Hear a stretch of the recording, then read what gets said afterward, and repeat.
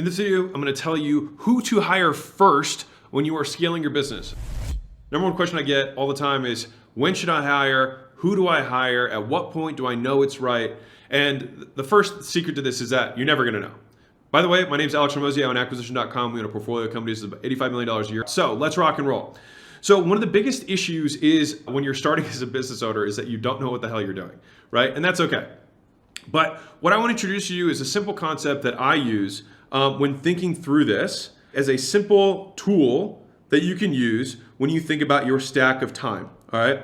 So let's say that this is all of the time that you have in your day. Let's say you spend a certain amount of time doing admin work, and then you do some sales, and you do some marketing, and you do some, let's say billing, and then you do some, customer-facing stuff. The way that you determine which of these things you hire next is you look at two factors. Number one is, what is the greatest percentage of your time? Like, where's the greatest percentage of your time that you are spending? Number two is, what is the cost that's the lowest cost activity that is the highest percentage of time? And so what you want to look at here is ascribe a value to each of these types of things. Now, you can look at market value, or what I prefer to do is, which of these things is making me the most money?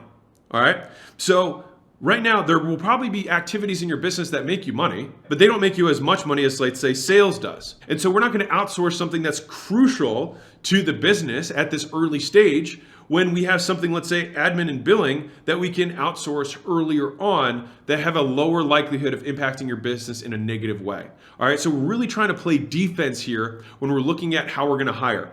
And the objective, and this is the main thing here, because understanding what problem we are solving is one of the most important aspects of entrepreneurship, is picking the problem that we're truly solving.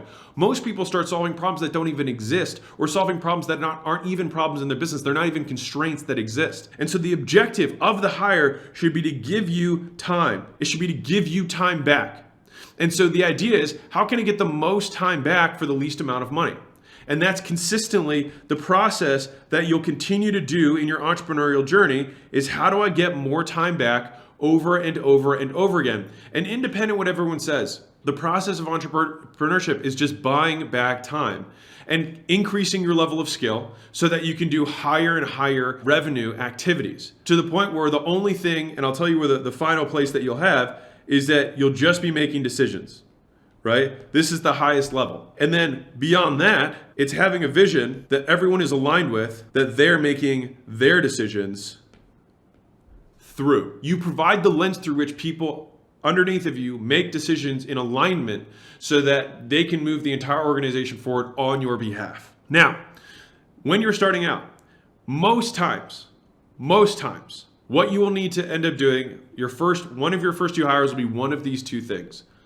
A, it will be some sort of administrative help or some sort of first follower who will help you, who believes in you, believes in your vision. And this is why spouses a lot of times end up being that first hire, right? That girlfriend or whatever who ends up believing in you and quitting their job so that they can support you and you guys go do this thing together, right? And that's because they're going to be more invested. You get way more work out of that person than you would out of a normal employee. But you can also find those types of people, and that is very common as the first type of hire, is kind of a jack of all trades, admin help person, all right?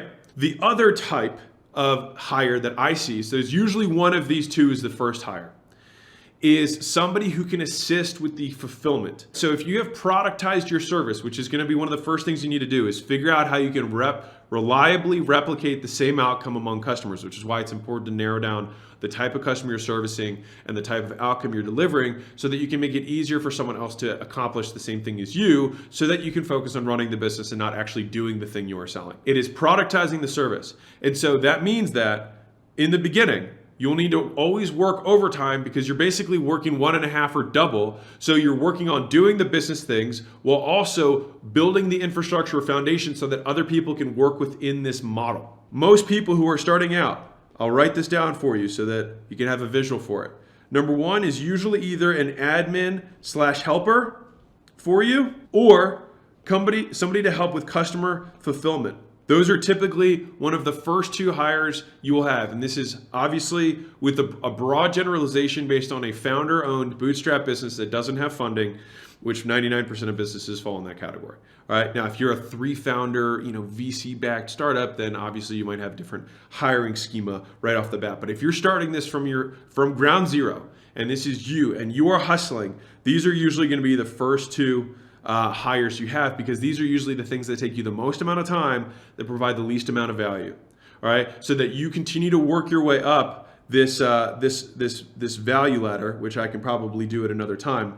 As you go up this ladder, they should be the things that take you that bring the most amount of money and the least amount of time. So this is a little time hourglass, which I failed miserably at. But the most amount of money, least amount of time, that is what you're spending your time doing, and you outsource these things in this order. And that is the thought process that I use when I'm trying to figure out what things and what people I need to hire next, which is what's taking me the most amount of time that I can buy from the marketplace at the least amount of money. Emoji Nation, make these videos because a lot of people are broken. I want you to be one of them. I want you to scale the crap out of your business, and I'd love to know that this video helped you. So anyways, lots of love. Keep being awesome. I'll see you guys in the next video. Bye.